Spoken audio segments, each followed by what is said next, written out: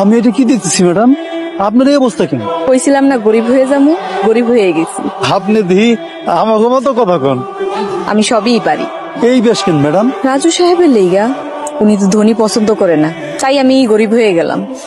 আপনি তো গরিবই সহ্য করতে পারবেন না, আপনি তো ধনী মানুষ, অনেক কষ্ট। আমার স্বামী যদি পারে, আমিও পারবো। আপনি তাহলে সিদ্ধান্ত নিয়েই নিছেন।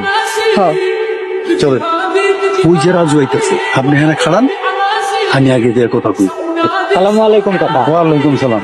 আপনার সাথে আমার একটু কথা ছিল। আপনি আমারে আপনি করে কইতেছেন কে কাকা? কি হয়েছে আপনি? আচ্ছা, আপনি তো আমারে তুই করে কইতেন। আজকে কি ঘটনা ঘটছে কোন তো? কইতেছিলাম কি, আমি তো তোমার বাপের মতো, তাই না? জি কাকা।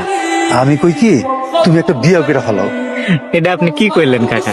আমি গরিব মানুষ, নিজেরই পেট চালাইতে পারি না, আমারে মাইয়া দিব কেডায়? মাইয়া আমি দুমু, আমার এক দুঃসম্পর্কে ভাতিজি আছে। হাই তানিয়া, এদিকে আয় তোমা। এই যে আমার ভাতিজি, খুব ভালো মাইয়া। তা না হয় বুঝলাম, কিন্তু উনি কি আমারে বিয়ে করতে রাজি হইব? অবশ্যই রাজি, তুমি শুধু হা কও। আপনি তো আমার দেখলেনই না। মাশাআল্লাহ, আমার কোনো আপত্তি নেই। আলহামদুলিল্লাহ, আমি তাহলে বিয়ের ব্যবস্থা করি, তোমরা দুজন কথা কও। মাশাআল্লাহ, আল্লাহ তাআলার দরবারে লাখো কোটি শুকরিয়া। আলহামদুলিল্লাহ, আল্লাহ যা করেন ভালো লেগেই করেন। নিশ্চয়ই তিনি উত্তম পরিকল্পনাকারী। আপনার ঘর বাড়ি দেখে তো মনে হয় না আপনার অবস্থা অতটা খারাপ। তাহলে আপনি খেত খামারে ঠিকার কাম করেন কেন?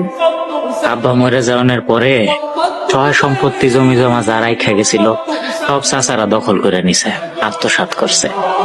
আমার কপালে এই ভিটা বাড়িটাই জুটছে খালি। তাহলে আপনি